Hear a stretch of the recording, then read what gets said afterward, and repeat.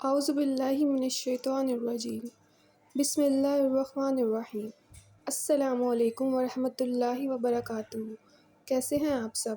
امید کرتی ہوں آپ سب لوگ خیر و عافیت سے ہوں گے۔ جس طرح ہمیشہ آپ سب نے بھرپور محبت سے میرے ہر وائس اوور ناول کو سراہا ہے، امید کرتی ہوں آگے بھی آپ اسی طرح سراہیں گے اور مجھے سپورٹ کریں گے۔ تو چلیے زیادہ انتظار نہیں کرتے، چلتے ہیں آج کے ناول کی طرف۔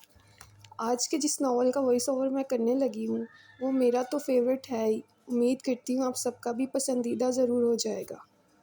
ناول ہے عشق آتش، جو کہ سعدیہ راجپوت کی پہلی تحریر ہے، جو کہ بہت ہی خوبصورت لکھی گئی ہے۔ تو چلیے زیادہ انتظار نہیں کرتے، چلتے ہیں اس ناول کی طرف۔ انتصاب میری پہلی کتاب، والد محمد یوسف، والدہ ثریا بیگم اور بھائی محمد آصف یوسف کے نام۔ پیش لفظ۔ قارئین السلام علیکم۔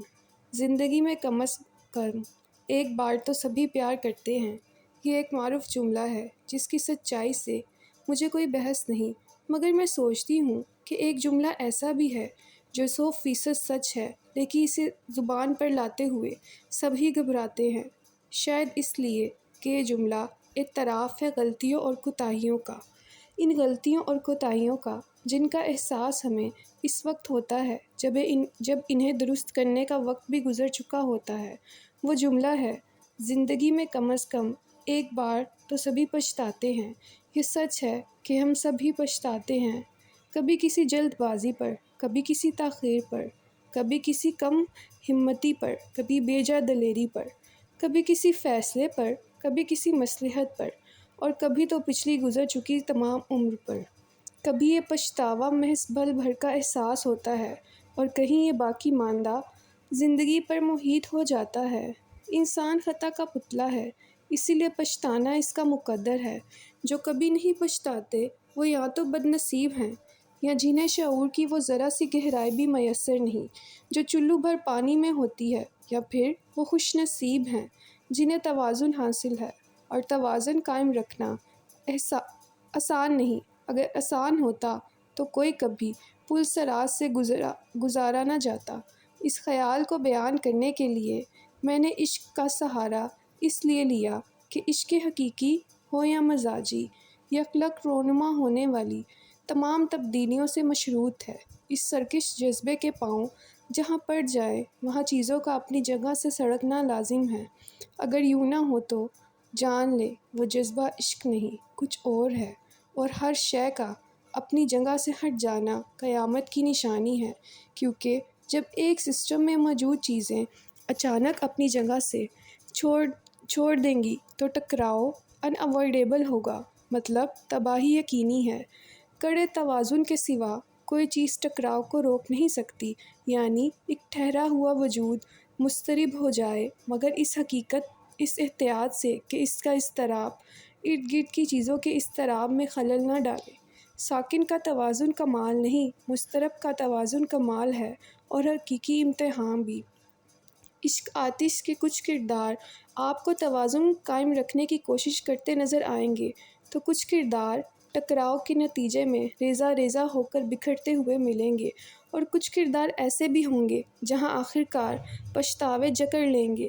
میں القریش پبلیکیشنز کا شکریہ ادا کرتی ہوں جنہوں نے عشق آتش کو کتابی شکل میں آپ تک پہنچایا، مگر اس کے ساتھ ہی میں کرن ڈائجسٹ کی بھی مشکور ہوں، کیونکہ اس کتاب کے مرتب ہونے کی نوبت ہی نہ آتی اگر کرن ڈائجسٹ اس ناول کو قسط وار شائع نہ کرتا۔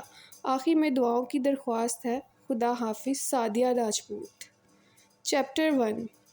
کون کہتا ہے زندگی سمجھی اور سمجھائی نہیں جا سکتی، جبکہ مردہ جسموں سے بھرے قبرستان قدرت کی یونیورسٹیز ہیں، اور 2 گز زمین تلے دبا ہر شخص زندگی کا پروفیسر۔ تو پھر ایسا کیوں ہوتا ہے کہ ہم پیدا ہوتے ہیں، مر جاتے ہیں، پر جی نہیں پاتے؟ کہ ہم نے تو بس وقت کو جینا سیکھا ہے، زندگی کو تو ہم نے کبھی جیا ہی نہیں، اور جب یہی ہمارے پاس ختم ہو جاتی ہے تو سوچتے ہیں کہ ہم جو عمر بھر وقت کے کتابچے میں نفع و نقصان درج کرتے رہے، تو وہ کون سا پیمانہ تھا جو اس ناپ تول کے کام آیا؟ اور کیا کوئی ایسا فارمولا بھی ہے جو بتا سکے کہ نفع فائدے کے سوا کچھ بھی نہیں، اور نقصان تو بس نقصان ہی دے سکتا ہے، جبکہ سچ تو یہ ہے کہ زندگی نفع دیتی ہی کب ہے۔ یہ تو سودا ہی گھاٹے کا ہے۔ ہم تو عدم میں بہت آرام سے تھے، پھر اس زندگی کے ہاتھوں وجود میں بدل کر اس متضاد دنیا میں آئے، یعنی آزمائش میں ڈالے گئے، اور آزمائش میں نہ تو منافع کی امید ہوتی ہے اور نہ نقصان پر حیرت، پھر بھی ہم خسارے کی فہرست مرتب کرتے رہتے ہیں۔ زندگی کو تو جیسے گزارنا تھا ویسے ہی گزر جاتی، کم از کم وقت رخصت یہ خلش تو نہ ہوتی کہ ہم نے جو نقصان کا کھاتا بند کر دیا ہوتا تو شاید زندگی کچھ سہل ہو جاتی، مگر ہم سمجھتے ہی نہیں، اور وقت ہے کہ ختم ہوتا جاتا ہے، کبھی دوسرے کا تو کبھی ہمارا۔ صدیوں سے یہی کھیل کھیلا جا رہا ہے۔ ہم آتے ہیں، سیدھے رستوں کو خود اپنے لیے پیچیدہ بناتے ہیں اور یہ کہتے گزر جاتے ہیں اب جو دیکھیں تو کوئی ایسی بڑی بات نہ تھی۔ یہ شب و روز، ماہ و سال کا پرپیش سفر قدرے آسان بھی ہو سکتا تھا۔ ہم ذرا دھیان سے چلتے تو وہ گھر جس کے در و باں پہ ویرانی ہے، جس کے ہر طاق پہ رکھی ہوئی حیرانی ہے، جس کی ہر صبح میں شاموں کی پریشانی ہے، اس میں ہم چین سے آباد بھی ہو سکتے تھے۔ اب جو دیکھے تو بہت صاف نظر آتے ہیں سارے منظر بھی، پس منظر بھی، لیکن اس دیر خیالی کا صلہ کیا ہوگا؟ وہ جو ہونا تھا ہوا، ہو بھی چکا۔ لائنیں کٹتی رہیں، لفظ بدلنے کے سبب کوئی تحریر مسلسل نہیں ہونے پائی۔ عمر حاصل عمر، یہی چند ادھورے خاکے، کوئی تصویر مکمل نہیں ہونے پائی۔ ملیحہ فاروقی، 26 نومبر 1977۔ وہ ہاتھ میں پکڑے بُکے اجنبی چہروں کے درمیان کسی شناسا چہرے کو ڈھونڈ رہی تھی کہ کسی نے اس کا نام پکارا، تانیہ۔ وہ مڑی اور آواز کی سمت دیکھ کر جوش سے ہاتھ ہلایا، فائزہ۔ دونوں نے ایک دوسرے کی سمت قدم بڑھائے اور قریب آنے پر گلے لگ گئی۔ بھائی کی انگیجمنٹ مبارک ہو، تانیہ نے الگ ہوتے ہوئے کہا۔ تھینکس، فائزہ نے مسکرا کر مبارکباد قبول کی۔ چلو تمہیں اپنے ہونے والی بھابھی سے ملواؤں۔ پھر تانیہ کا ہاتھ پکڑ کر اسٹیج پر چڑھ گئی۔ تانیہ نے فائزہ کے بھائی کو وش کر کے اس کے ساتھ بیٹھی سجی سنوری اور کچھ شرمائی سی لڑکی کو بُکے پیش کیا، اور پھر چند جملوں کے تبادلے کے بعد فائزہ کے ساتھ ہی اسٹیج سے اتر گئی۔ تمہاری ممی نظر نہیں آ رہی؟ ابھی تو یہی تھی، فائزہ نے ادھر ادھر نظریں دوڑاتے ہوئے کہا، پھر تانیہ کو لیے آگے بڑھ گئی۔ سنو، تانیہ نے اسے مخاطب کیا، جو چلتے چلتے رک کر مہمانوں سے حال احوال بھی دریافت کرتی جا رہی تھی۔ فائزہ نے اس کی طرف دیکھ کر کہا، وہ نہیں آیا؟ کون؟ کس کی بات کر رہی ہو؟ وہ مسکراہٹ دبا کر انجان بنتے ہوئے بولی، تمہارے کزن کی۔ تانیہ نے سنجیدگی سے کہا۔ فائزہ مستقل شرارت کے موڈ میں تھی۔ میرے تو سبھی کزن یہاں ہیں۔ فائزہ کی لاپرواہی عروج پر تھی۔ میں شایان کا پوچھ رہی ہوں، بالآخر تانیہ نے چڑھ کر کہا۔ اچھا تو یوں کہوں نا؟ اس کے بن کر بولنے پر تانیہ نے اسے ہاتھ جڑ دیا۔ مار کیوں رہی ہو؟ بس آتا ہی ہوگا، ویسے بھی اس کی پولیس ٹریننگ ہی ختم ہوئی ہے، ابھی پوسٹنگ کے آرڈرز نہیں آئے، اور ایسے فارغ بندے کے لیے دعوت اڑانے سے اچھی کیا ہی مصروفیت ہو سکتی ہے۔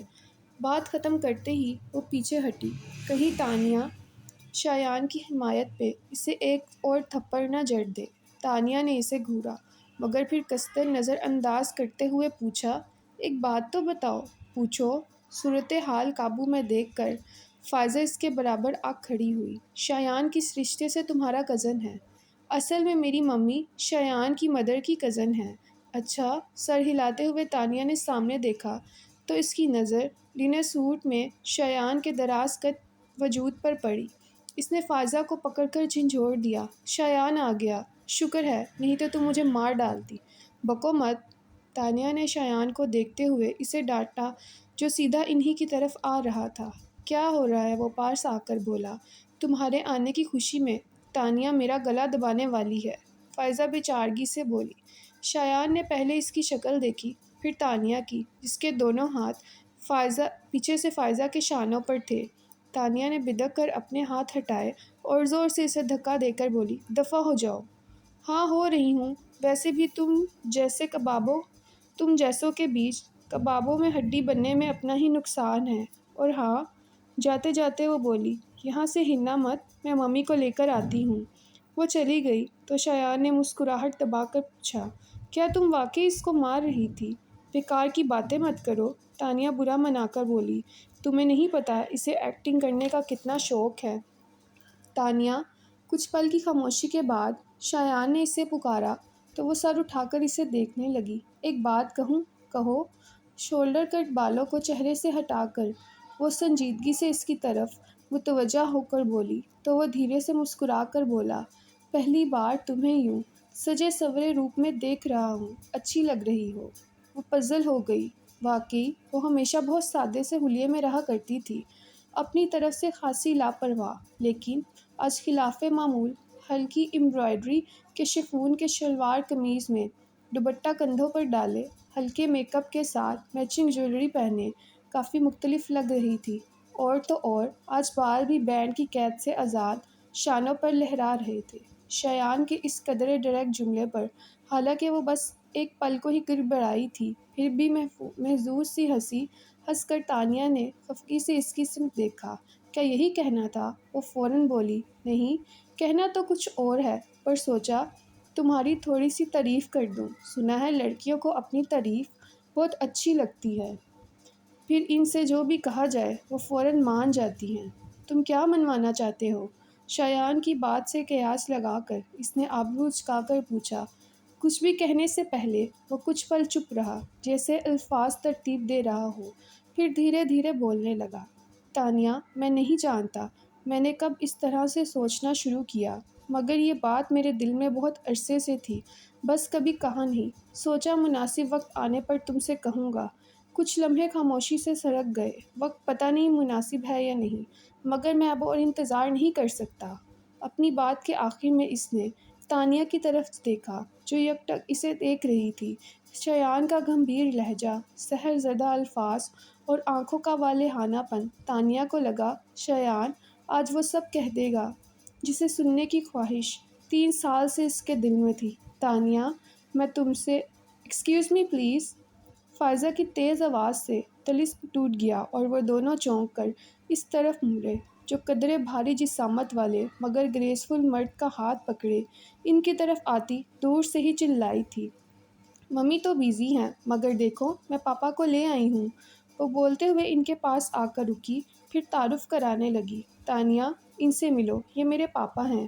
پھر تانیہ کی طرف اشارہ کرتے ہوئے کہا، اور یہ پاپا، یہ میری best friend Tania Farooqui, most eligible business man Noor ul-Huda Farooqui کی بیٹی۔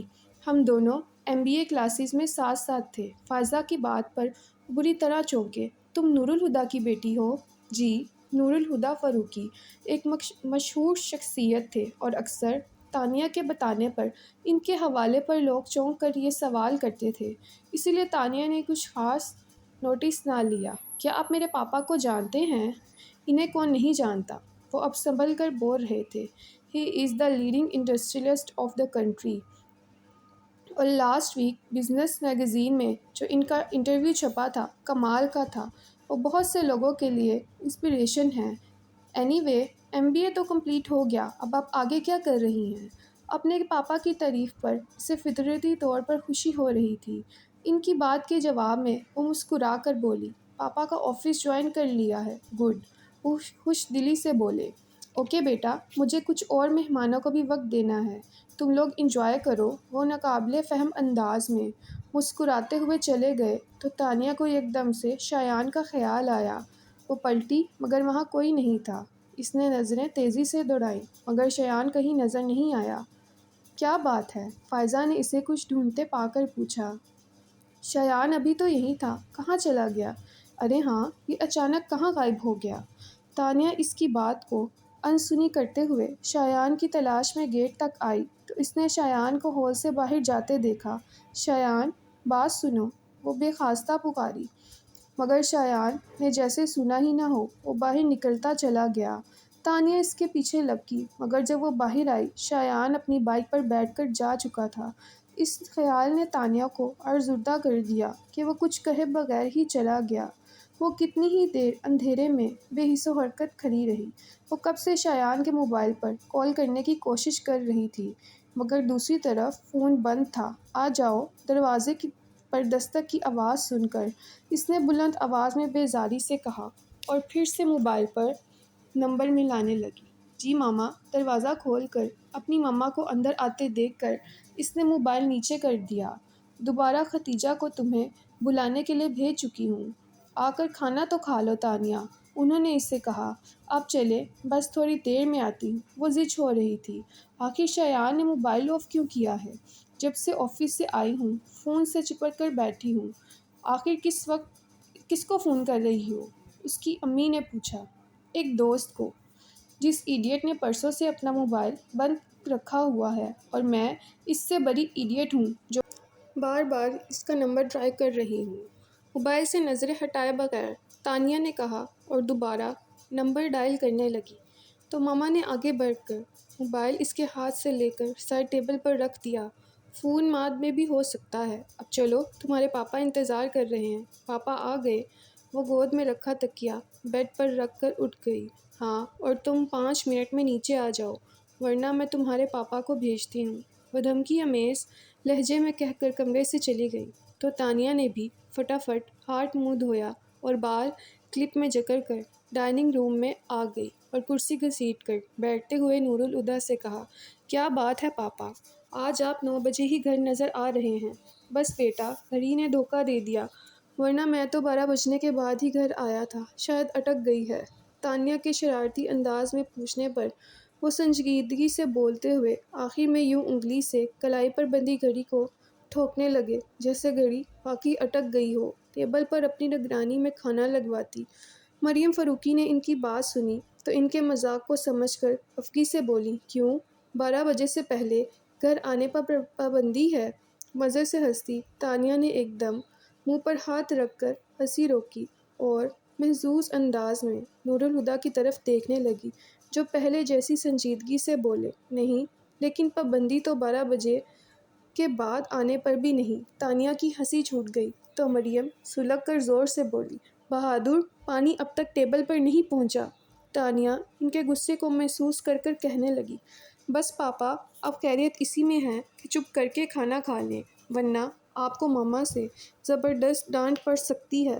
مشورہ تو بہت اچھا ہے تانیہ، پر بات یہ ہے کہ تمہاری ماما کو مجھے ڈانٹنا بہت پسند ہے اور مجھے ان سے ڈانٹ سننا۔ نور الہدیٰ، کھانا ٹھنڈا ہو رہا ہے۔ ان کے تنبیہی انداز پر ٹوکنے پر نور الہدیٰ نے بڑی فرمانبرداری سے سامنے رکھی پلیٹ میں سالن ڈالا اور چپاتیوں کے لیے ہاتھ بڑھایا۔ تمہارے صاحبزادے نظر نہیں آ رہے، کہاں ہیں؟ وہاں۔ مریم نے سامنے رکھے ٹی وی کی طرف اشارہ کیا جس پر Pakistan India cricket live match telecast ہو رہا تھا۔ نور الہدیٰ اور تانیہ نے ایک ساتھ ٹی وی کی طرف دیکھا اور تانیہ حیرت سے بولی، ٹی وی میں؟ ٹی وی میں نہیں، اسٹیڈیم میں، دوستوں کے ساتھ میچ دیکھنے گئے ہیں، جواب دے کر وہ تانیہ کی پلیٹ میں سالن نکالنے لگی جس کی پلیٹ اب تک خالی تھی۔ دادا جان بھی ساتھ گئے ہیں؟ تانیہ نے پوچھا۔ وہ اپنے کمرے میں ہیں، آج پھر ڈپریشن کا دورہ پڑا ہے، صبح سے دروازہ بند کر کے بیٹھے ہیں، کتنی بار ان کا دروازہ بجا چکی ہوں مگر وہ کوئی جواب ہی نہیں دے رہے۔ دادا جان کے اسی طرز عمل کے سبھی عادی تھے، اب تو کوئی نوٹس بھی نہیں کرتا تھا۔ مریم نے بنا کسی تشویش کے اطلاع دی اور اپنی پلیٹ میں کھانا نکال کر کھانے لگی۔ نور الہدیٰ بھی کسی تاثر کے بغیر کھانا کھا رہے تھے لیکن تانیہ نے سامنے رکھے کھانے کو ہاتھ بھی نہیں لگایا۔ پتہ نہیں دادا جان کو ایک دم سے کیا ہو جاتا ہے، کیوں خود کو کمرے میں بند کر لیتے ہیں، پھر اگلے کئی دنوں تک انہیں کسی چیز کا ہوش نہیں رہتا۔ پاپا، آپ کو پتہ ہے دادا جان ایسا کیوں کرتے ہیں؟ افسردگی سے خود کلامی کرتے ہوئے آخر وہ نور الہدیٰ سے پوچھنے لگی۔ کھانا کھاتے ہوئے ایک پل کو نور الہدیٰ کا ہاتھ رکا، پھر وہ تلخی سے بولے، ہوں گے عمر رفتہ کے کچھ زخم جو بے کل کرتے ہوں گے، اس عمر میں یوں بھی آدمی کے پاس پچھتانے کے لیے بہت کچھ ہوتا ہے۔ تانیہ کو ان کا انداز اور ان کی بات دونوں ہی ناگوار گزرے۔ وہ اپنی جگہ سے اٹھ کھڑی ہوئی۔ میں دادا جان کو لے کر آتی ہوں، انہوں نے صبح سے کچھ نہیں کھایا ہوگا۔ پھر کسی کی طرف دیکھے بغیر وہ وہاں سے چلی گئی۔ لاؤنج میں دائیں اور بائیں دونوں جانب سیڑھیاں تھیں۔ دائیں طرف کی سیڑھیاں اوپر منزل کے کوریڈور سے جڑی تھیں جبکہ بائیں جانب کی سیڑھیاں بیسمنٹ میں جاتی تھیں۔ جہاں اسٹڈی سے ملک شدہ لائبریری تھی۔ بیسمنٹ کی انہی سیڑھیوں کی ایک جانب اظہر فاروقی کا کمرہ تھا۔ تانیہ کی کئی بار کی دستکوں کے بعد بھی اندر سے کوئی جواب نہ آیا۔ "دروازہ کھولیے دادا جان"، مگر اندر خاموشی کا راز تھا۔ "میں آپ کو لینے آئی ہوں اور لیے بغیر نہیں جاؤں گی"، جواب نے دیا۔ "ٹھیک ہے، آپ کو دروازہ نہیں کھولنا تو نہ کھولیے، میں بھی یہیں دروازے کے پاس بیٹھی رہوں گی"۔ اور پھر وہ سچ مچ دروازے کے پاس دیوار سے ٹیک لگا کر بیٹھ گئی۔ اگلے کچھ اور پلوں کی خاموشی کے بعد ہلکی سی آواز کے ساتھ دروازہ کھل گیا۔ تانیہ نے سر اٹھا کر دیکھا تو اظہر فاروقی ذرا سا دروازہ کھول کر چہرہ باہر نکالے اسے دیکھ رہے تھے۔ "اندر آ جاؤ"، اتنا کہہ کر دروازہ کھلا چھوڑ کر واپس مڑ گئے۔ تانیہ اٹھی اور اندر کمرے میں چلی گئی۔ "بیٹھو"، انہوں نے تانیہ سے بیٹھنے کو کہا تو تانیہ کو محسوس ہوا جیسے ان کی آواز رندی ہوئی تھی۔ ان کے چہرے پر بھی آنسوؤں کے نشان تھے۔ آنکھیں جھکا رکھی تھیں۔ پھر تانیہ کو اندازہ تھا کہ وہ سرخ ہو رہی ہوں گی۔ ہر بات کی قید تنہائی کے بعد ان کی حالت ایسے ہی گردگم ہوا کرتی تھی۔ پھر بھی تانیہ کو عجیب لگا۔ وہ ریٹائرڈ کرنل تھے اور ایک باروب شخصیت سے جاں پسندی ٹپکتی تھی۔ 77 برس کی عمر میں بھی ان کی صحت قابل رشک تھی، مگر کچھ سالوں سے بلڈ پریشر کے مسئلے کے سوا ان کو کبھی کوئی پریشانی نہیں ہوئی۔ البتہ عمر کی زیادتی کی وجہ سے ان کے شانے قدرے جھک گئے تھے، مگر ان کے رعب، دبدبے اور شخصیت سے یکسر مختلف۔ تانیہ نے ہمیشہ انہیں نرم مزاج ہی پایا تھا۔ ان کی کرکراتی بھاری آواز تانیہ نے ہمیشہ سرگوشیوں جیسی دھیمی ہی سنی تھی، گو ملال کی ایک مستقل کیفیت ان کے سرخ و سفید چہرے کی مکی تھی۔ پھر بھی تانیہ کو وہ چٹان کی طرح مضبوط لگا کرتے تھے، مگر اس وقت تو وہ بے حد کمزور اور شکستہ دکھائی دے رہے تھے۔ تانیہ دل ہی دل میں الجھی تھی۔ بیڈ کے ایک کونے پر ٹک گئی اور وہ آہستہ خرامی سے چلتے آتش دان کے پاس کرسی کے ساتھ رکھی تپائی تک آئے، اس پر کھلی پڑی ریڈ کور کی ڈائری اٹھائی اور اسی طرح چلتے اسٹڈی ٹیبل تک آئے۔ ڈائری کو دراز میں رکھ کر دراز کو لاک کیا اور چابی ہاتھ میں لے لی۔ پھر تانیہ کو مخاطب کیے بغیر کہا، "میں فریش ہو کر آتا ہوں"، اور کمرے میں بنے اٹیچ باتھ روم میں چلے گئے۔ تانیہ نے غیر دلچسپی سے یہاں وہاں سر گھمایا، پھر ٹھوڑی کے نیچے ہاتھ رکھ کر آتش دان کے اوپر لگی تصویر کو دیکھنے لگی۔ کچھ ہی دیر بعد اظہر فاروقی باتھ روم کا دروازہ کھول کر کمرے میں آ گئے۔ "آؤ چلیں"، انہوں نے کہا۔ تانیہ فوراً اٹھ کھڑی ہوئی۔ ساتھ ساتھ دونوں کو ڈرائنگ روم کے دروازے سے آتا دیکھ کر نورالہدیٰ کا منہ کی طرف جاتا ہاتھ وہیں رک گیا۔ انہوں نے نوالہ پلیٹ میں رکھا اور عجیب سی نظروں سے اظہر فاروقی کو دیکھنے لگے۔ کرسی کھینچ کر انہیں بٹھاتے ہوئے تانیہ نے اپنے پاپا کو دیکھا تو ٹھٹک گئی۔ دوسری طرف نورالہدیٰ نے اس کی نگاہوں کو محسوس کر کر آنکھیں جھکاتے ہوئے پلیٹ سے نوالہ اٹھا کر منہ میں رکھا، مگر اسے نگلنے کے لیے انہیں پانی کا سہارا لینا پڑا تھا۔ تانیہ قصداً انہیں نظر انداز کرکے خود بھی بیٹھ گئی۔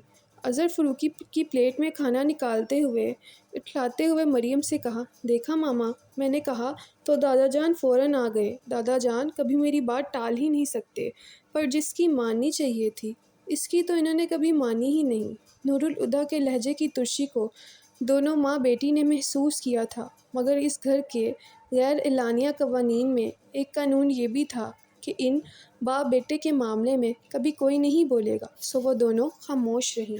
مگر دادا جان کے ہاتھ میں پکڑا پانی کا گلاس چھلک پڑا تھا۔ تانیہ نے فوراً ان کے ہاتھ پر ہاتھ رکھا اور گلاس ان کے ہونٹوں سے لگا دیا۔ پانی کا گھونٹ بھرتے ہوئے اظہر فاروقی کی آنکھیں ڈبڈبا گئی تھیں۔ کھانے کے بعد وہ اپنے کمرے میں سونے کے لیے آئی تو موبائل دیکھ کر اسے شایان کا خیال آیا۔ بیڈ پر نیم دراز ہوتے ہوئے اس نے شایان کو فون کیا، مگر اس کا سیل فون حسبِ سابق بند تھا۔ "بس بہت ہو گیا، اب دوبارہ ٹرائی نہیں کروں گی"، اس نے موبائل تکیے پر پٹکا اور دھپ سے لیٹ گئی۔ پر صبح سب کچھ بھول آئے وہ پھر سے شایان کا نمبر ٹرائی کرتی رہی۔ "فائزہ پلیز، میں پریشان ہو گئی ہوں"۔ پہلے تو اس نے فون بند کر رکھا تھا، اب کال تو جاتی ہے مگر وہ فون نہیں اٹھا رہا۔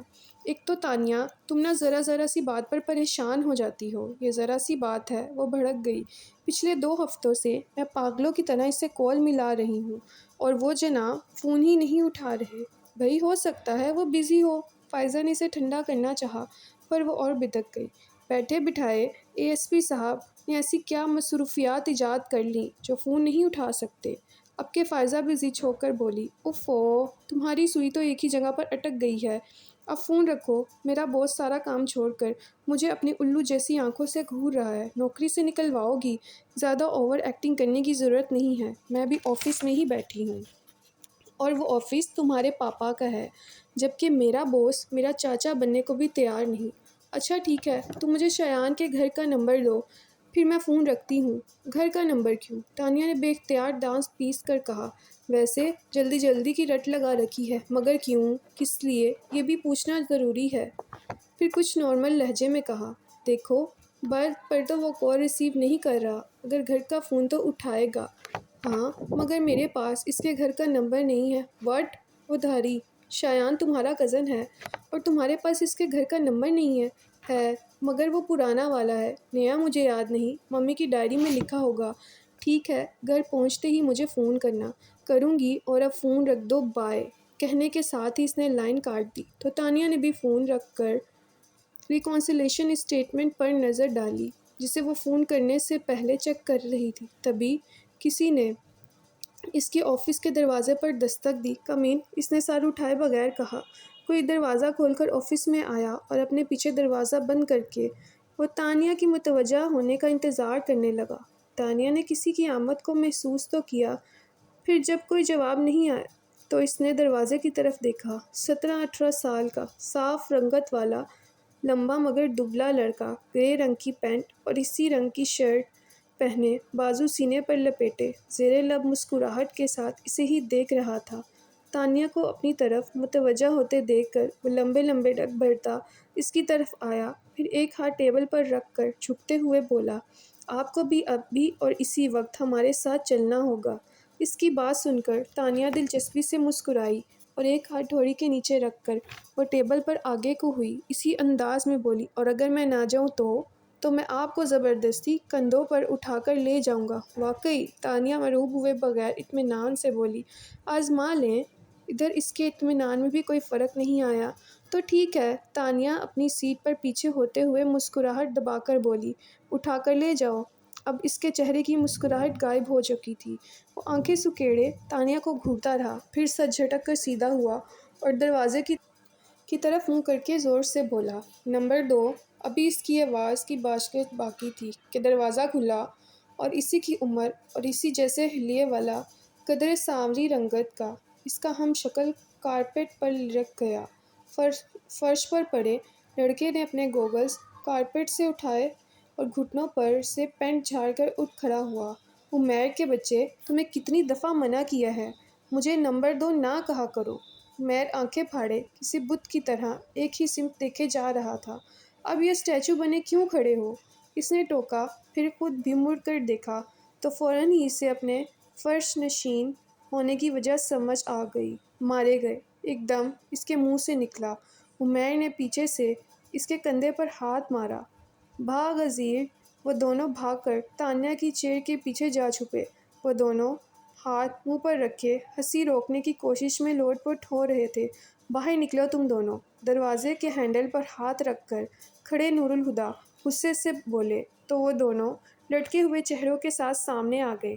ان دونوں کو پارکنگ میں دیکھ کر ہی سمجھ گیا تھا کہ سیدھے تمہارے پاس ہی آئیں گے۔ عمیر تو اندر تھا، پر تمہیں پتہ ہے عزیر کیا کر رہا تھا؟ یہ صاحبزادے گھٹنوں کے بل بیٹھے کی ہول سے تمہارے کمرے میں جھانک رہے تھے۔ دیکھو ذرا ان دونوں کی حرکتیں۔ ہر چند کے تانیہ کو معلوم تھا ان کا غصہ مصنوعی ہے، پر اپنے بھائیوں کے اترے چہرے دیکھ کر کہا، جانے دینا پاپا، بچے ہیں۔ مگر بیٹوں کی ردی ہوتی حالت انہیں محظوظ کر رہی تھی کہ وہ مزید کھنچائی کرنے کے انداز میں بولے، پہلے پوچھو ان سے یہ دونوں کیا کارنامہ کرنے آئے تھے؟ عزیر جلدی سے بولا، ہم کارنامہ کرنے نہیں آئے ہیں پاپا، ہم تو آپی سے ملنے آئے تھے۔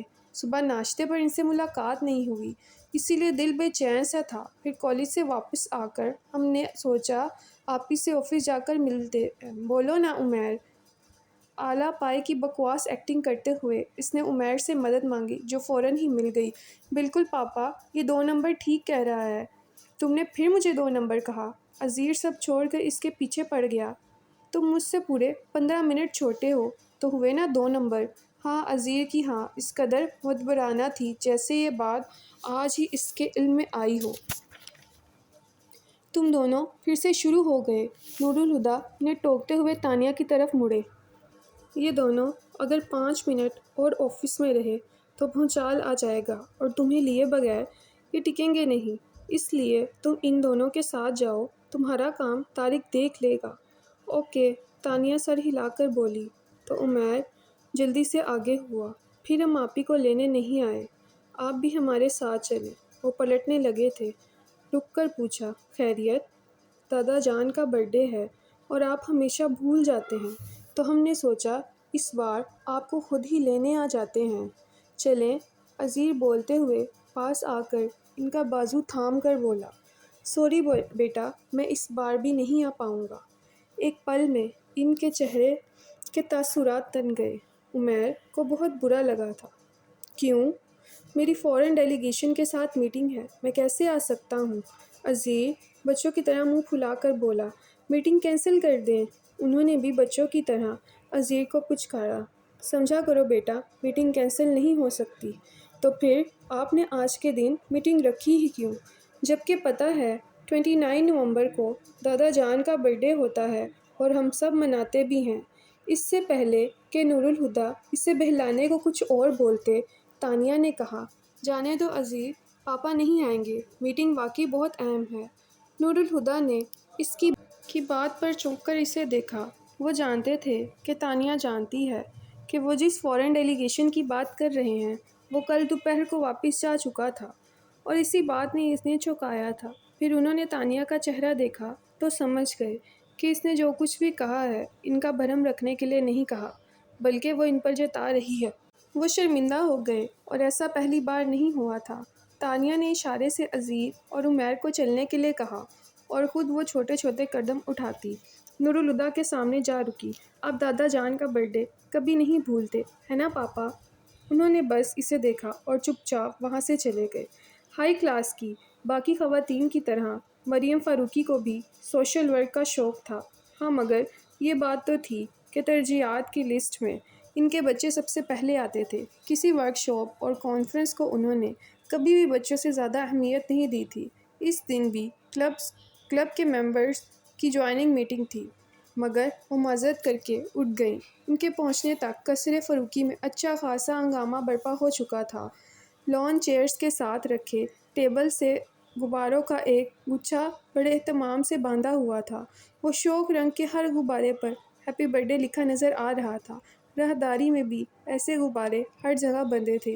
وہ ہر طرح کا جائزہ لیتے سٹنگ روم میں پہنچی، جہاں رکھا بھاری فرنیچر نہ جانے کس طرح کھسکا کر من پسند کونے میں گھسایا گیا، جس کے بعد خالی پڑے قالین پر لکڑی کی اونچی پشت والی کرسی ایک چھوٹے سے ٹیبل کے ساتھ بالکل درمیان میں رکھی تھی، جس کے سامنے اور دائیں بائیں کشن پڑے ہوئے تھے، اور بہت سے غبارے اضافی آرائش کے طور پر یہاں بھی سجائے گئے تھے۔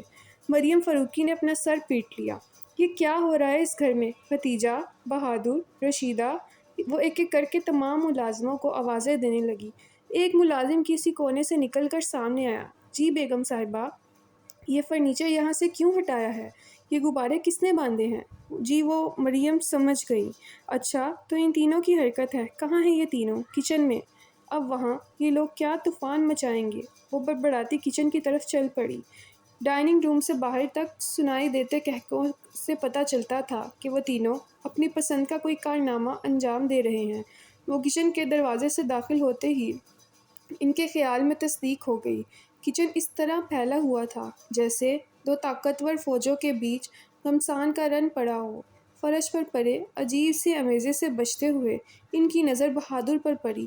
وہ دونوں پیر اٹھا کر سٹول پر رکھے بیٹھا، دونوں ہاتھوں سے اپنا کھچڑی بالوں والا سر پکڑ کر بند آنکھوں سے آگے پیچھے جھولتا ہوا جیسے اب اپنے اندر اٹھتے ابال کو دبانے کی کوشش کر رہا تھا۔ اس پر سے نظر ہٹا کر انہوں نے کچن ٹیبل کے گرد کھڑے اپنے سپوتوں کو دیکھا جو سامنے رکھی پلیٹ میں کوئلے جیسی چیز کو دیکھ کر بری طرح ہنس رہے تھے۔ یہ کیا لگا رکھا ہے تم تینوں نے، اور یہ کیا چیز ہے؟ نہ چاہتے ہوئے بھی وہ جھڑک کر بولی، ساتھ ہی پلیٹ میں رکھے عجوبے کے بارے میں سوال کیا۔ کیک۔ عزیز نے بڑی سادگی کے ساتھ یک لفظی جواب دیا، جبکہ باقی دونوں صورتحال کی نزاکت کو دیکھ کر خاموش رہے۔ یہ کیک ہے؟ وہ حیران ہوئی۔ کس نے بنایا؟ آپ ہی نے، وہ فوراً بولا۔ تانیہ نے کھینچ کر ہاتھ اس کی گدی پر مارا۔ اس وارننگ کے ساتھ ہی اس نے بیان بدل دیا۔ نہیں، عمیر نے۔ میں نے کب بنایا؟ اس نے آنکھیں دکھائیں۔ تم لوگ کبھی چپ بھی کر جایا کرو، وہ ڈانٹ کر بولی۔ اور تم؟ وہ تانیہ کی طرف مڑی۔ حد کرتی ہو تانیہ، بڑی ہو، بجائے اس کے کہ بھائیوں کو ٹوکو تم بھی ان کے ساتھ مل گئی۔ ہم تو بس دادا جان کے لیے برتھ ڈے کیک بنا رہے تھے، اس نے کمزور سی آواز میں صفائی دی۔ عمیر نے اس کے جملے کو اچک کر کہا، وہ الگ بات ہے کہ اوون سے کوئلہ برآمد ہوا ہے، اور وہ تینوں کھیکھی کر کر ہنسنے لگے۔ وہ کچھ نرم ہو کر بولی، کیک میں بیک کر دیتی ہوں، مگر ایک شرط پر۔ کیا؟ تینوں ہم آواز ہو کر بولے۔ جتنی دیر میں فریش ہو کر آتی ہوں۔ تم تینوں کچن صاف کرو گے اور بہادر صرف نگرانی کرے گا۔ اٹھو بہادر، اور دیکھنا ان میں سے کوئی بھاگنے نہ پائے۔ وہ جا چکی تو بہادر سینہ چوڑا کر کے اس اسٹول سے اٹھ کھڑا ہوا۔ چلیں عمیر صاحب، آپ فرش صاف کریں اور تانیہ بی بی اور عزیز صاحب کے ساتھ مل کر برتن دھوئیں۔ اتنا ماروں گی نا، یاد رکھو گے۔ تانیہ نے دھمکانے کے انداز میں ہاتھ اٹھایا تو بیچارہ بہادر وہیں دبک گیا۔ عمیر نے ڈسٹر اٹھایا اور جا کر بہادر کے ہاتھ میں دیا۔ چلیں بہادر صاحب، فرش صاف کریں، پھر آپ کو برتن بھی دھونے ہیں۔ مریم واپس آئی تو بہادر رگڑ رگڑ کر فرش صاف کر رہا تھا۔ انہوں نے تینوں کو گھورا، وہ خود بھی گڑبڑا گئے تھے۔ کیا کہا تھا میں نے؟ ہم تو فرش صاف کر رہے تھے، بہادر خود ہی۔ Shut up! انہوں نے تانیہ کو بیچ میں ہی چپ کروا دیا۔ پھر بہادر کو ایک اسٹول پر بیٹھنے کو کہا اور تینوں سے پورا کچن صاف کروایا۔ ان کو منہ بند کر کے کام کرتا دیکھ کر بہادر دانت نکال رہا تھا اور وہ تینوں اس کے دانت دیکھ کر آنکھیں، مگر ماما کی موجودگی سے اسے کچھ نہیں کہہ سکتے تھے۔ وہ جب کیک بیک کر چکی تو تینوں کو لے کر سٹنگ روم میں آ گئیں اور ان کی ارینجمنٹس کو چھیڑے بغیر انہیں ہی سارا فرنیچر اس کی جگہ پر واپس رکھوایا۔ اٹھواتے وقت انہوں نے صرف آرڈرز دیے تھے، اب خود بھاری فرنیچر اٹھانا پڑا تو عقل ٹھکانے آ گئی۔ ہائے ماما، بازو دکھ رہے ہیں۔ فرنیچر سیٹ کر کے تینوں قالین پر ڈھیر ہوئے کرا رہے تھے۔ جتنا چاہے شور مچا لو، مجھ پر کوئی اثر نہیں ہوگا۔ انہیں بھی پتا تھا ماما پر کوئی اثر نہیں ہوگا، اسی لیے جلدی کرانا بھول کر کیرم کھیلنے بیٹھ گئے اور ساتھ میں مریم کو بھی ملا لیا۔ 9 بج گئے ہیں ماما، میں دادا جان کو بلا کر لاتی ہوں، کیک کٹ کر لیتے ہیں۔ 9 بجتے ہی تانیہ اٹھ گئی۔ اپنے پاپا کو تو آ جانے دو۔ ان کے ٹوکنے پر وہ تلخ سے لہجے میں بولی۔ 29 نومبر کے دن پاپا کی واپسی 2-2:30 بجے سے پہلے نہیں ہوتی، مگر بابا جان تو ہر بار ان کا پوچھتے ہیں۔ وہ رسان سے کہہ کر چپ ہو گئی۔ ٹھیک ہے، کیک نہیں کاٹیں گے، پر کھانا تو کھا سکتے ہیں، اس نے بالآخر ان کی بات مان کر کہا اور اظہر فاروقی کو بلانے چلی گئی۔ دروازے پر ہلکی سی دستک کے بعد کوئی آواز نہیں ابھری تو تانیہ نے دروازے کی نوک پر ہاتھ رکھ کر ذرا سا گھمایا اور دروازہ بے آواز کھلتا چلا گیا۔ کمرے کی ہلکی زرد روشنی میں تانیہ نے اندر جھانکا تو نگاہ سیدھی قدیمی طرز کے بنے گیس سے بنے جلنے والے آتش دان پر لگی تصویر پر پڑی۔ وہ ہمیشہ کی طرح آج بھی تانیہ کو وہ تصویر سانس لیتی محسوس ہوئی۔ اظہر فاروق آتش دان کے سامنے روکنگ چیئر پر بند آنکھوں کے ساتھ نیند دراز تھے۔ ریڈ ڈائری بند کر کے ان کے سینے پر رکھی تھی اور ایک ہاتھ ڈائری پر تھا، دوسرا ہاتھ بے جان سے انداز میں ان کے سنہرے فریم کی اینوں کو پکڑے گود میں دھرا تھا۔ آتش دان روشن تھا اور کمرے میں پھیلی زرد روشنی اسی سے نکل رہی تھی جس نے ماحول کو پراسرار بنا دیا۔ تانیہ نے آہستگی سے دروازہ بند کیا اور دبے قدموں چلتی ان کے سامنے کارپیٹ پر بیٹھ گئی۔ انہیں آواز دیتے ہوئے وہ ہچکچا رہی تھی کہ کہیں وہ سو نہ رہے ہوں۔ پھر کچھ سوچ کر اس نے اپنا ہاتھ ان کے گھٹنے پر رکھ دیا۔ کرنل اظہر فاروقی بہت زور سے چونکے۔ یہ انداز تو کسی کی پہچان تھا۔ انہوں نے تڑپ کر آنکھیں کھول دیں مگر انہیں دکھائی ہی نہ دیا۔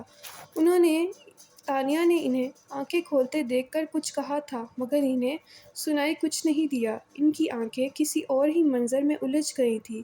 ان کے کان اس آواز کو سن رہے تھے جسے ایک بار اور سن لینے کی خواہش برسوں سے ان کے دل میں تھی۔ تانیہ کے کسی اس غیر ارادی عمل نے انہیں بہت پیچھے دھکیل دیا تھا۔ Happy birthday to you, happy birthday to you, happy birthday dear بابا۔ آتش دان کے سامنے روکنگ چیئر پر نیم دراز اظہر فاروقی نے اس گنگناتی آواز بھی سنی تھی اور اس کا اپنے قدموں میں بیٹھنا بھی محسوس کیا تھا، لیکن پھر بھی وہ آنکھیں بند کیے اسی پل کا انتظار کرتے رہے جب وہ ان کی ساری تھکن سمیٹ لیتی، اور پھر اس نے بہت آہستہ سے ان کے کندھے پر ہاتھ رکھ دیا۔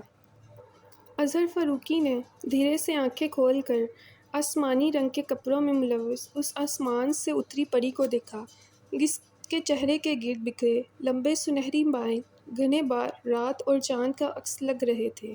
وہ دھیرے سے مسکرا دیے اور وہ کھلکھلا کر ہنس پڑی۔ ہیپی برتھ ڈے بابا جان۔ تھینک یو بیٹا، وہ بولے اور شکایت کرنے لگے۔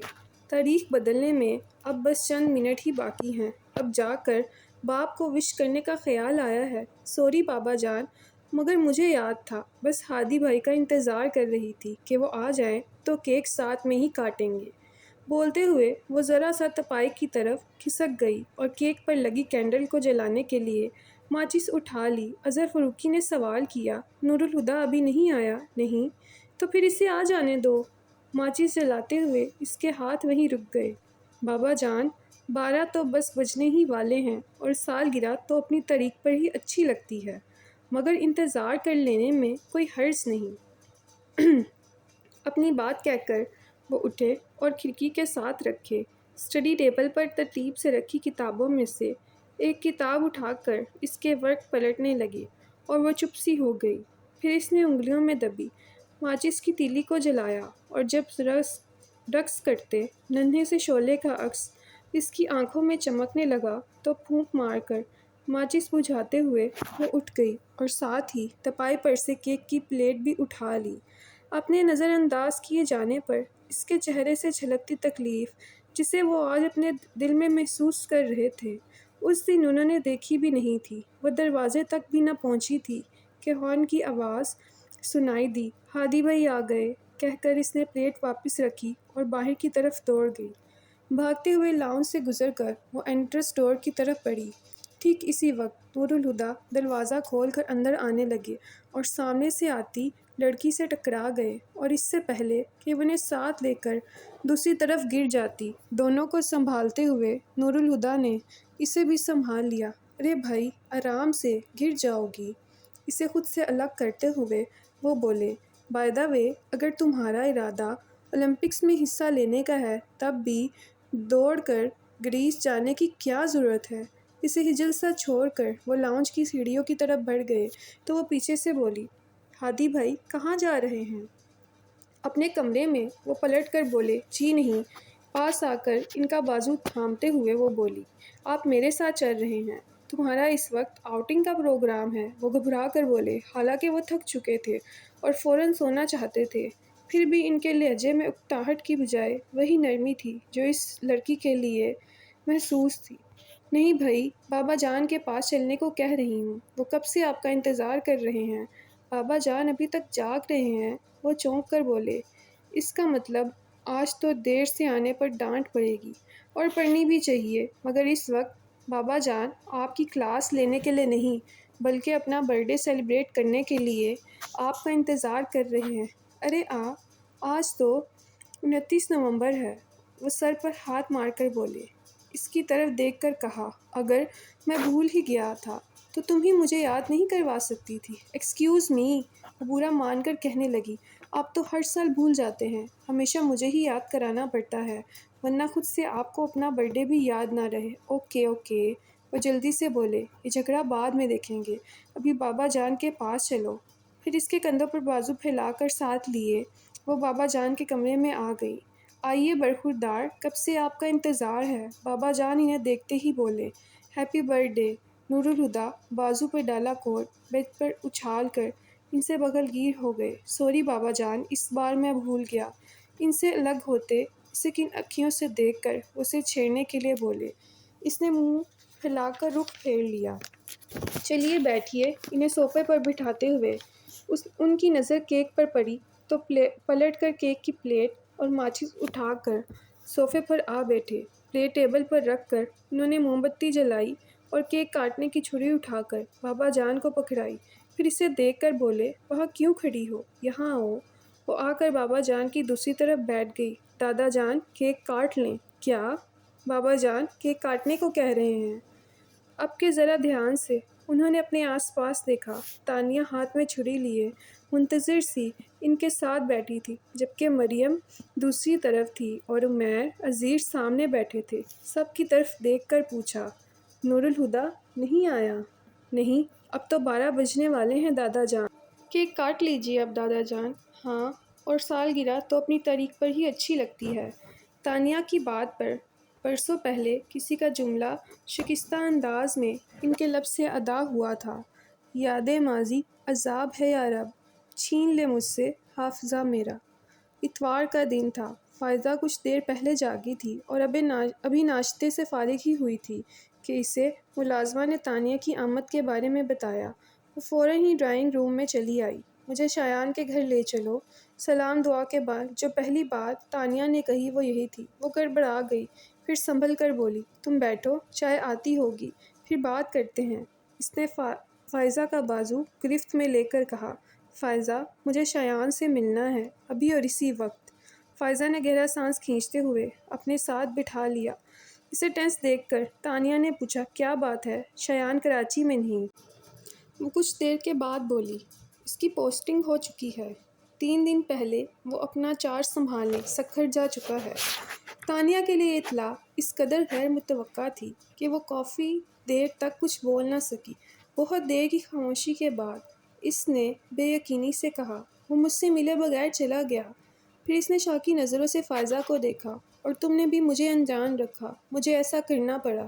وہ جلدی سے صفائی دیتے ہوئے بولی، جواد کی انگیجمنٹ کے دوسرے ہی دن اس کی پوسٹنگ کے آرڈرز آ گئے تھے، مگر شایان نے مجھے منع کر دیا کہ میں تمہیں نہ بتاؤں۔ جب میں نے اس سے کہا کہ تم اس سے بات کرنا چاہتی ہو تو اس نے کہا کہ وہ تم سے بات نہیں کرنا چاہتا، پتہ نہیں کیوں، مگر مجھے وہ کافی اپسٹ لگ رہا تھا۔ فائزہ چپ ہوئی تو تانیہ نے کہا، بات نہیں کر سکتا؟ مگر کیوں؟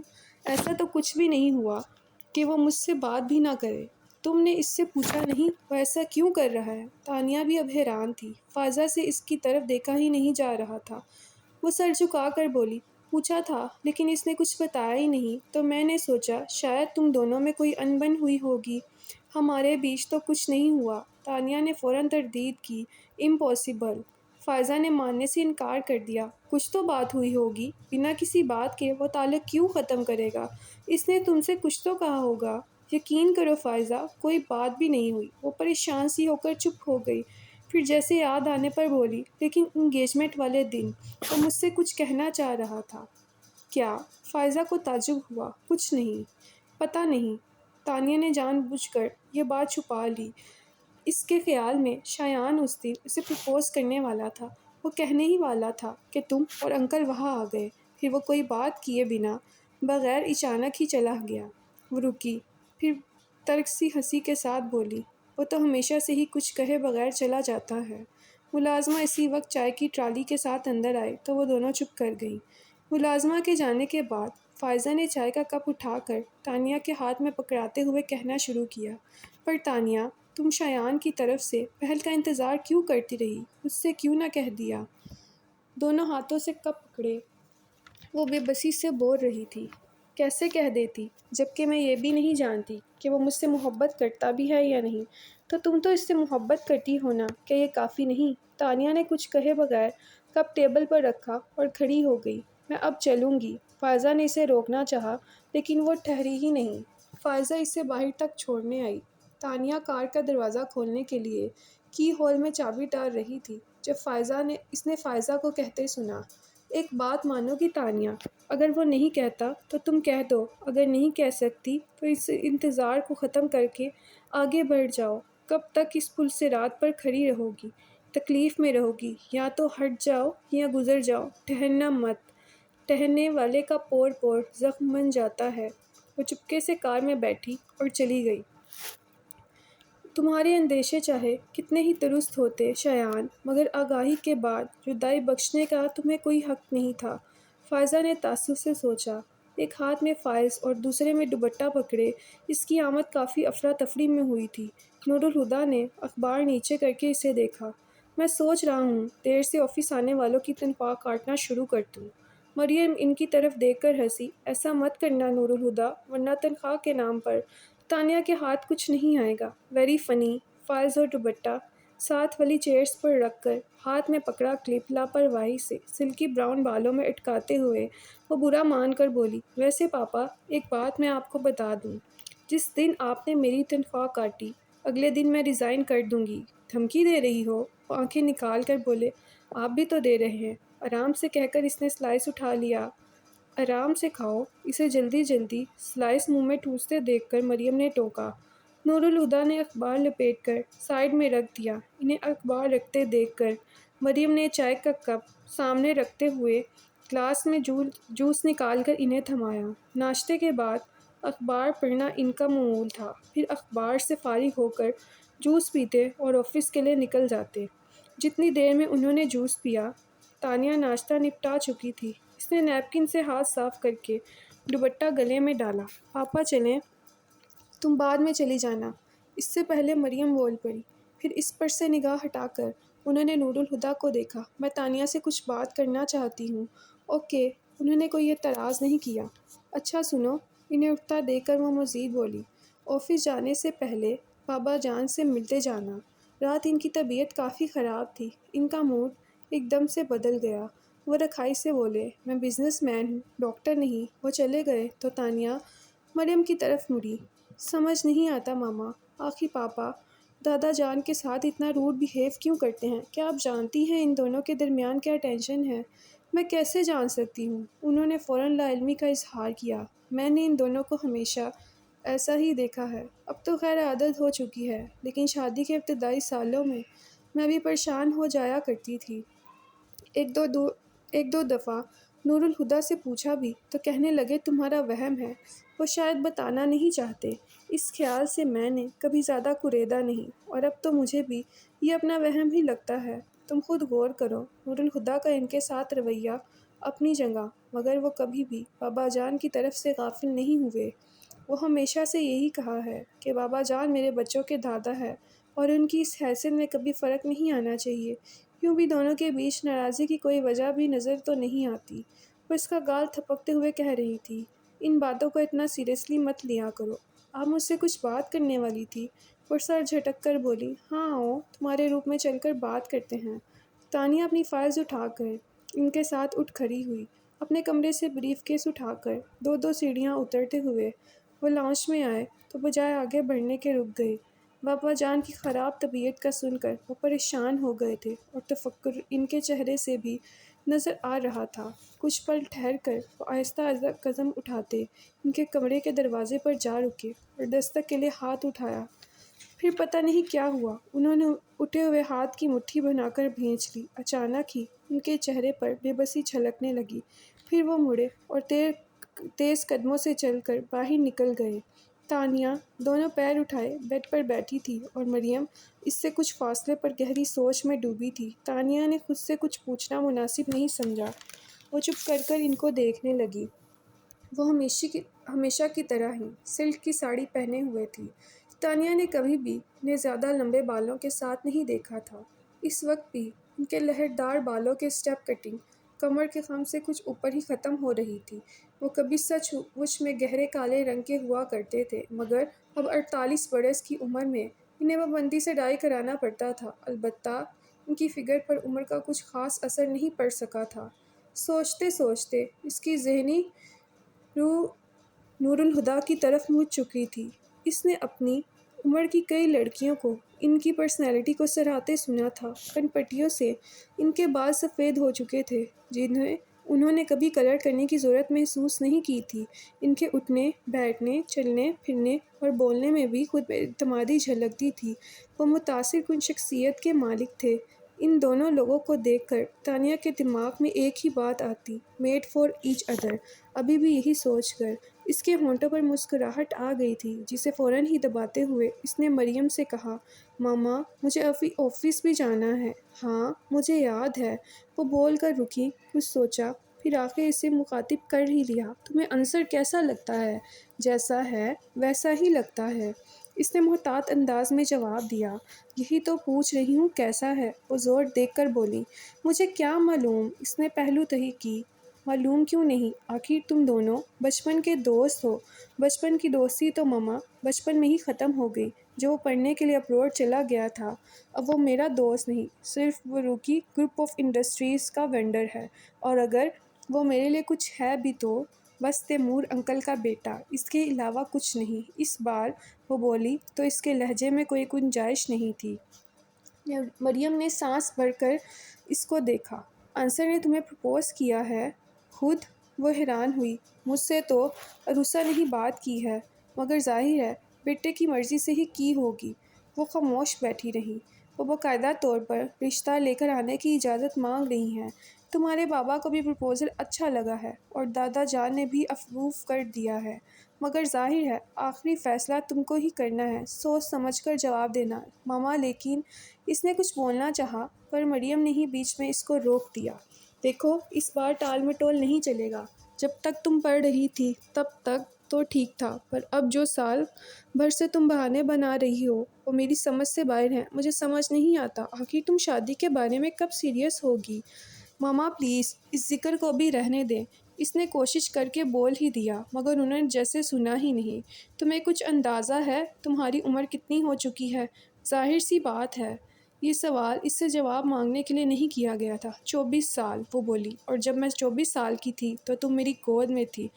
وہ رک کر اس کی فک ہوتی شکل دیکھ کر بولی، میں نے پہلے بھی تم سے کہا اور اب پھر کہہ رہی ہوں، اگر تمہاری اپنی کوئی چوائس ہے تو کھل کر کہہ دو، مجھے یا کسی بھی دوسرے شخص کو کوئی اعتراض نہیں ہوگا۔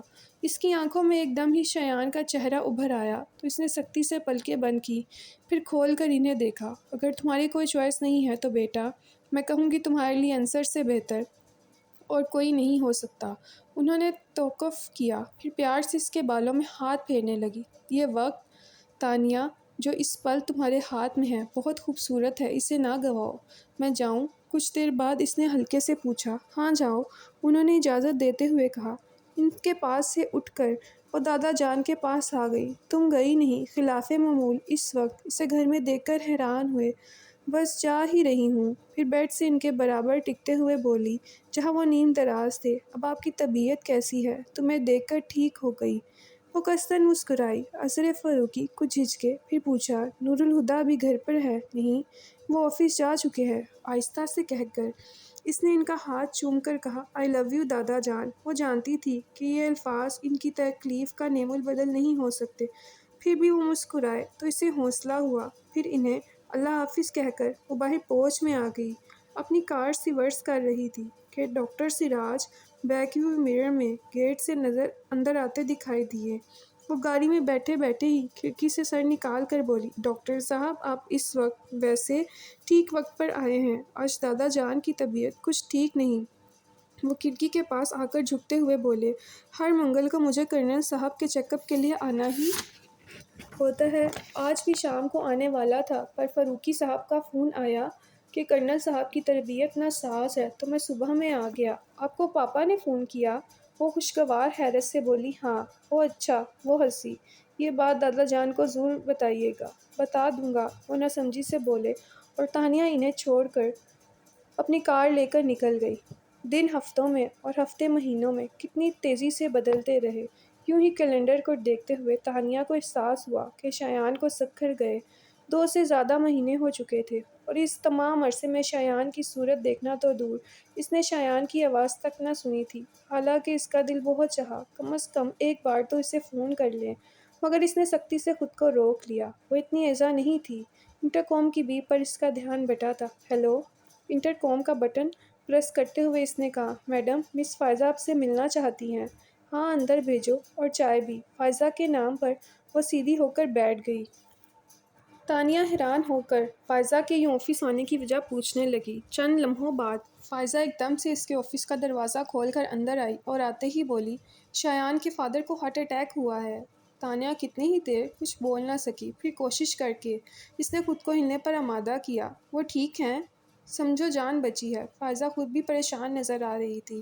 یہ بڑی بات ہے، تانیہ نے اسے دلاسا دینے کو کہا، پھر پوچھا، اب ان کی کنڈیشن کیسی ہے؟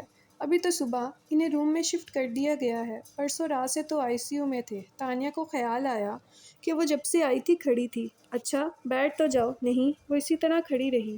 میں ہاسپٹل جا رہی ہوں، راستے میں تمہارا آفس آیا تو سوچا تمہیں اطلاع کر دوں۔ میں ابھی چلتی ہوں تمہارے ساتھ، تانیہ نے جلدی سے کہا، پھر انٹرکام پہ طارق صاحب کو بیٹھنے کا کہہ کر اپنے سامنے کھلی فائل سمیٹنے لگی۔ یس میڈم، ذرا دیر میں ایک ادھیر عمر صاحب آفس میں تھے۔ طارق صاحب، یہ فائل میں نے دیکھ لی ہیں، جیسے ہی پاپا فیکٹری سے آئیں سائن کروا لیجئے گا، اور یہ کوٹیشن سپریم کارپوریشن کو آج ہی فکس ہو جانی چاہیے، اور اگر پاپا میرا پوچھیں تو کہہ دیجئے گا ضروری کام سے گئی ہوں، 1-1.5 گھنٹے میں آ جاؤں گی۔ جلدی جلدی بولتے ہوئے اس نے 2 فائلیں ان کو پکڑائیں، پھر بیگ کا اسٹریپ کندھے پر ڈال کر موبائل اور چابیاں اٹھاتی فائزہ کو اپنے پیچھے کا اشارہ کرتی آفس سے نکل گئی۔ فائزہ کے بیٹھتے ہی اس نے گاڑی آگے بڑھا دی۔ کون سے ہسپتال میں ہیں؟ آغا خان۔ سڑک پر آتے ہی تانیہ نے پوچھا، اور فائزہ کے جواب پر وہ خاموشی سے ڈرائیو کرنے لگی، مگر کچھ یاد آنے پر پوچھا، شایان کو پتہ ہے؟ انکل کو ہارٹ اٹیک ہفتے کی رات کو ہوا ہے، اور شایان ہر ویکینڈ پر کراچی آتا ہے۔ انکل کو اسپتال بھی وہی لے کر گیا تھا۔ تانیہ نے حیرت سے اسے دیکھا۔ شایان ہر ویکینڈ پر کراچی آتا ہے؟ ہاں، فائزہ اس کے لہجے پر دھیان دیے بغیر کہا۔ بہت پریشان ہے بیچارہ، مجھے تو ڈر ہے کہیں خود بیمار نہ پڑ جائے۔ انکل سے محبت بھی تو بہت کرتا ہے، پرسوں رات سے ہسپتال میں ہے، ایک پل کے لیے نہیں سویا، نہ کھانے پینے کا کچھ ہوش ہے۔ وہ شایان کا احوال کیا سنتی؟ ابھی تک اس کی حیرت ہی کم نہیں ہو رہی تھی۔ فائزہ ذرا دیر کو خاموش ہوئی، تو پھر اس نے پوچھا، فائزہ، کیا واقعی شایان ہر ویکینڈ پر کراچی آتا ہے؟ ہاں بابا، ہر ویکینڈ پر۔ وہ تانیہ کی بار بار کی تکرار سے الجھ گئی۔ اگر کوئی ضروری کام ہو اور بات ہے، ورنہ وہ اپنی روٹین نہیں بدلتا۔ کمال ہے، وہ ونڈ اسکرین کے پار دیکھ کر بولی۔ فائزہ کو ایک دم خیال آیا اور تیزی سے اس کی طرف مڑ کر بولی، کیا وہ تم سے نہیں ملتا؟ تانیہ تلخ سی مسکراہٹ کے ساتھ نفی میں سر ہلا دیا۔ فون تو کرتا ہوگا۔ اس بار تانیہ نے کوئی جواب نہیں دیا۔ فائزہ چپ سی ہو گئی۔ واہ، شایان صاحب، پاس تھے تو جلاتے تھے، دور گئے تو راکھ کر ڈالا۔ اس پر کیا شان بے نیازی ہے کہ مڑ کر بھی خبر تک نہ لی۔ مگر کیا میرے رت جگے اتنے ہی بے اثر تھے کہ تمہاری نیند نہ اڑا سکے؟ اس کی آنکھوں میں چبھن بھرنے لگی۔